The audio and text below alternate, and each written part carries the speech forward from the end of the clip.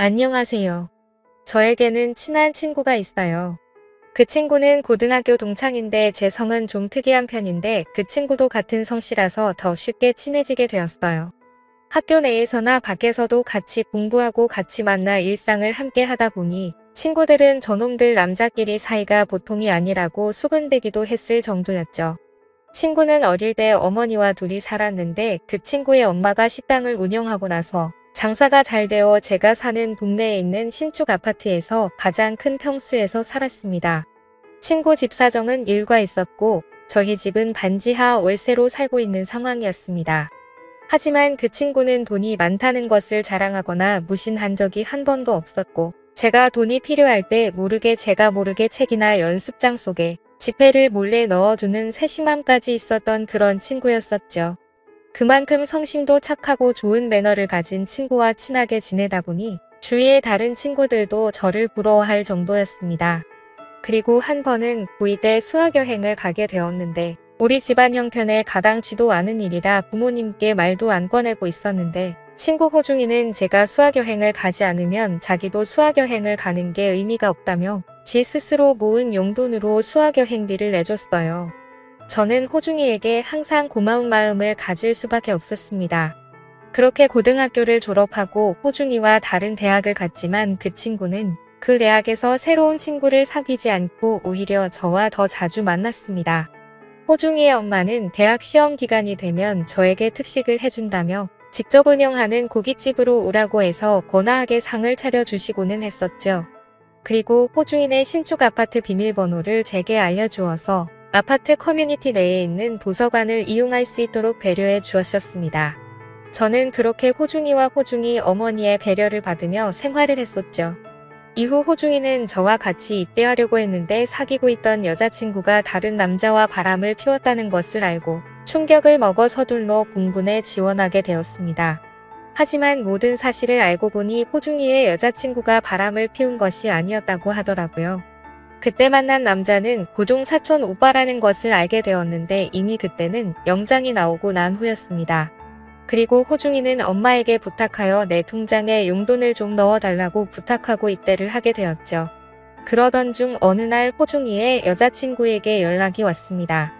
여자친구는 호중이 오빠에게 연락받았냐고 제게 물어봤고 저는 너에게 먼저 연락하지 나에게 연락하겠냐고 되려 대답을 했죠. 그런데 대화를 살짝 나누어 보니 술 마시고 싶다고 저를 떠보는 것이었습니다. 그래서 저는 학교 다니느라 일도 못하고 술도 사 마실 여유가 없는 놈인 거 알면서도 그런 말을 하냐고 했더니 자기가 술 쏘겠다면서 그냥 나와서 술 동무해달라고 하면서 약속 장소와 시간을 잡게 되었던 거죠. 저는 호중이의 여자친구인 정희와 만나 호프집에 들어갔습니다. 사실 이렇게 나가려고 하니까 뭔가 기분이 묘하긴 했지만 공짜 술도 마시고 싶었고 정희가 흔히 말하는 얼짱 출신의 미녀라서 뭔가 조금은 설레더라고요. 그리고 호중이가 없는 상태에서 정희와 단둘이 마주 앉아 있으니 시선을 어디에 둬야 할지 참 난감했습니다. 곧이어 술과 안주를 시켜 조금씩 마시기 시작했고 정희는 호중이를 많이 보고 싶다고 하더라고요. 저는 호중이가 전에 너랑 외박했을 때 코피 나게 만들지 않았냐고 했더니 오빠가 별 얘기를 다 했다면서 부끄러워 하더군요. 저는 호중이에게 들은 그대로 어디에서 뭘 했는지 실수로 다 얘기해버렸고 정희는 아무리 친한 친구라 해도 그런 얘기까지 미주알 고주알 다 하냐고 뾰루퉁한 표정을 지었습니다. 술에 점점 취해가더니 정희는 혀가 점점 꼬였는데 하는 얘기를 들어보면 호중이의 면회를 기다리고 있다며 안달이 나 있는 눈치더군요. 그래서 저는 술에 취해서 정신이 나간 건지 조심스럽게 물었습니다.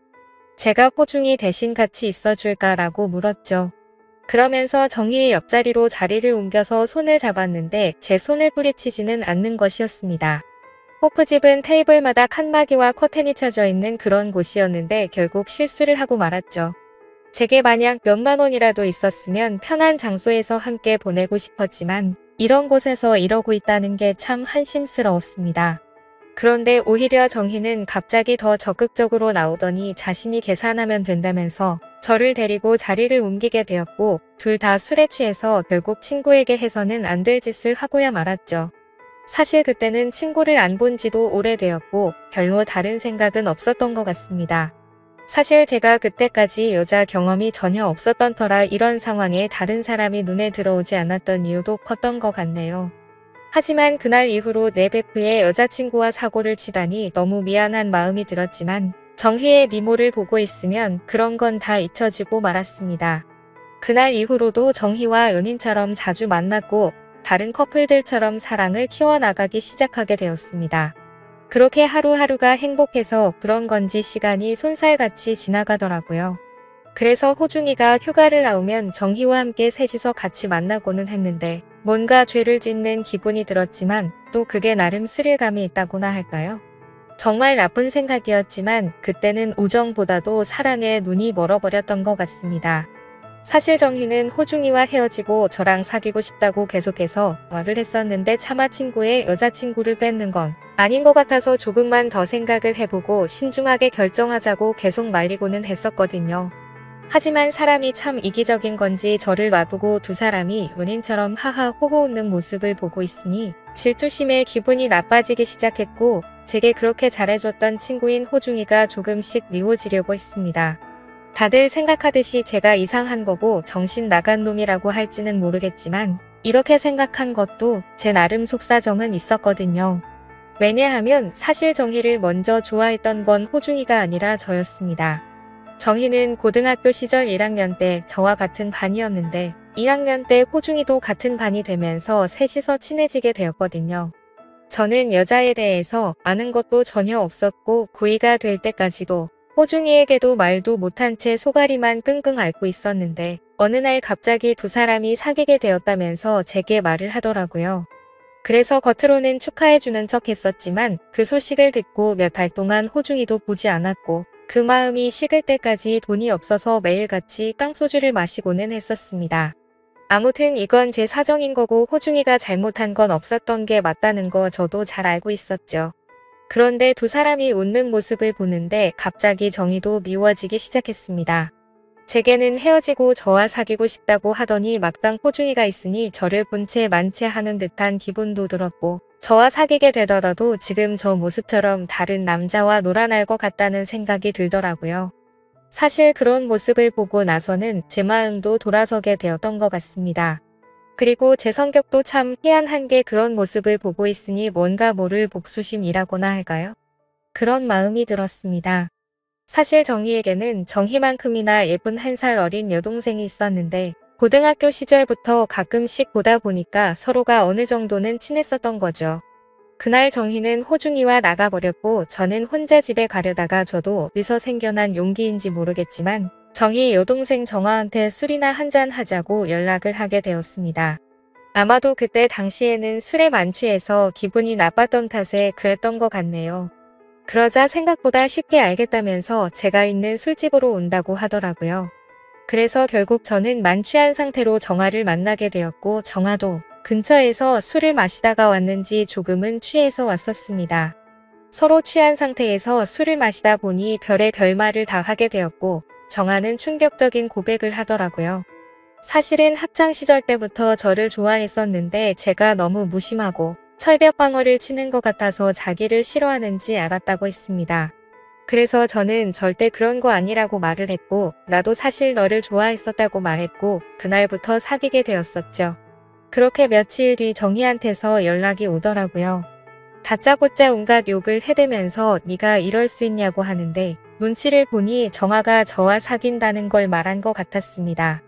사실 그때부터는 정희보다 정아가 더 좋았었고 정희는 제 눈에 보이지가 않아서 모질게 말했죠. 너부터 호중이랑 좋다고 나갈 때는 언제고 이제 와서 호중이가 다시 군대로 복귀하니까 나한테 치근덕 대는 거냐고 말했습니다. 그러자 정희는 막말을 해대면서 자기 동생이랑 놀아나지 말라고 하면서 지금까지 있었던 모든 사실을 다 말할 거라고 하더라고요. 그때부터는 뭔가 겁이 나기 시작했습니다. 정아랑 헤어지고 싶지도 않았고 무엇보다도 제게 친형제처럼 잘 대해주던 호중이한테 이 사실을 말할 거라고 생각하니 그동안의 잘못이 한 번에 머릿속에서 스쳐 지나가더라고요.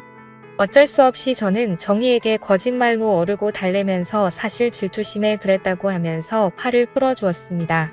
다들 눈치채셨겠지만 그날 이후로 정희에게는 정아와 헤어졌다고 거짓말을 했고 정화에게는 내 주변 사람들이 우리 사귀는 거 불편하다고 말했고 조금만 비밀 연애를 하자고 설득을 해서 몰래 만났습니다. 지금은 저는 제 베프 여자친구와 몰래 사귀는 것도 모자라 그 여자의 여동생과도 만나고 있는 인생에서 가장 악질 같은 생활을 하고 있네요. 이런 상황에서는 어떻게 대처하는 게 맞는 걸까요? 제가 이기적인 건지 정화와는 만나고 싶고 호중이에게는 이 모든 사실이 드러나지 않았으면 합니다. 그냥 차라리 군대로 도망을 가버릴까 싶은 생각도 드네요. 아무튼 현명한 답변 좀 부탁드리겠습니다. 제 긴 사연을 읽어주셔서 감사드립니다.